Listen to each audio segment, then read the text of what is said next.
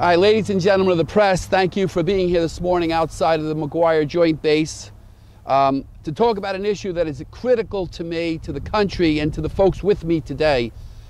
And that's what I call the largest blemish, the worst blotch on America's honor as a country.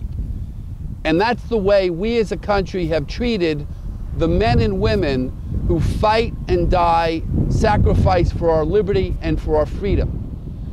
We wouldn't be standing here today, able to speak to the press, able to be a free people, if it wasn't for our armed forces and the millions of men and women who have sacrificed over the last over 230 years on our behalf and on behalf of the rest of the world. We have an obligation to those men and women, those veterans who have served, to treat them on the highest level of respect and to provide those who have served and who have sacrificed, who have become disabled, with the very best benefits possible as taxpayers and as citizens. I am somewhat personally acquainted with this issue. My dad was a Korean War vet, passed away when I was a young kid. My mom is at this moment in a nursing home, going through the bureaucracy of trying to get the simple nursing home benefit she's entitled to and that my dad earned in Korea in the Navy. Months and months of paperwork and red tape. And I've heard too many stories of people who, well, the VA outlived them. They've tried to get these kind of benefits, never could get it. We've heard some very disturbing stories recently. The story that broke yesterday about Dr. Susie Al-Sadin in Los Angeles, who ordered the dumping of records of veteran claims in order to eliminate the appearance of a backlog. This is a disgrace. At a meeting a couple of weeks ago, I made a simple, off-the-cut comment. I said that an illegal alien comes into this country, has a baby, and is immediately visited by a social worker and is accorded all the welfare benefits, from food stamps to welfare to Medicaid, immediately. We need to treat our veterans who sacrifice to this country with that same level of respect. I'm calling today on Congress. It's time that Nancy Pelosi and John Boehner put partisan politics aside and solve this problem right now. Thank you. Yeah. The fact that the men and women serving and coming back as we speak from Afghanistan are not according their benefits immediately is an outrage.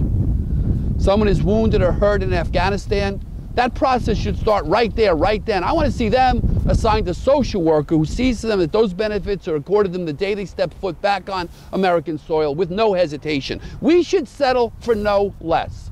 If we can spend millions and millions and millions of dollars on healthcare exchange websites so that we can recruit people into government-funded healthcare, if we can spend $1 trillion on a farm bill to expand food stamps to amazing new levels, if we can grow government entitlement programs, we certainly can afford and must see to it that the people that serve this country are treated properly and immediately. This is not something that we should be talking about in 6 months. This is something Congress should move on right now. If I was in Washington, D.C. right now as your congressman, I would be demanding action on this in any way possible today. It's going to be a top priority to me. I have established a Veterans Advisory Commission that will be helping me in my campaign.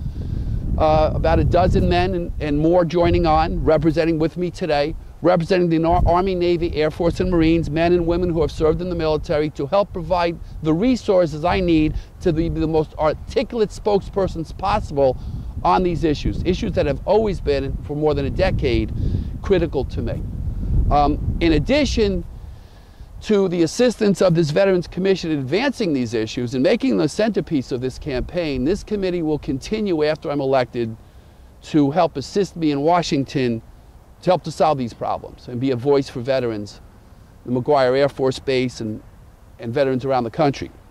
I also want to talk a little bit about the recent announcements of cutbacks in the military coming out of Chuck Hagel. We're living in a dangerous world. If anybody doesn't think so, all you need to do is look at what's happening in Kiev, in Venezuela, in Iran, in Iraq. Reduction in our military forces puts America at risk in ways we don't always understand. We're watching the United States Navy dwindle to its lowest level of ships since before World War II. This has substantial consequences in ways that most Americans aren't talking about. It puts our trade routes and our foreign shipping at risk. We see piracy on the high seas, something I never heard about as a kid. And you have situations where threatening powers, even small countries, could threaten the Suez Canal, the Panama Canal, and shipping. And if America cannot ship its product or import products, it puts our entire economy at risk. The founding fathers, if you go back to Thomas Jefferson, understood the importance of shipping, the Barbary Coast pirates, etc. America should not presume that this is a safe world. We need to have the best technology possible, the best ships and the best aircraft, and we should be investing in that, not investing in expanding the welfare state.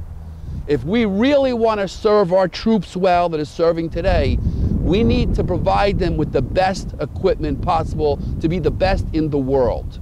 America must maintain the most superior military force on the planet Earth, because we are not an aggressor nation, we're a peaceful nation. And by America being strong and our military being strong, we can guarantee peace for the rest of the world, and we should not cease to invest in just that. But first and foremost, the focus today is this. We as a nation would not be here if it wasn't for the men and women standing behind me, those who have served this nation. We owe them everything, everything. And we should not hesitate for one moment in providing those benefits. So again, I want to call on our representatives in Congress today, Nancy Pelosi, the minority leader, and John Boehner, the majority leader, to join together and take action on this immediately. So thank you for having me here. Thank you for my Veterans Advisory Commission for the work we'll be doing ahead of time in the weeks to come. Thank you, guys. Thanks, folks. Yeah. Thanks. Thanks.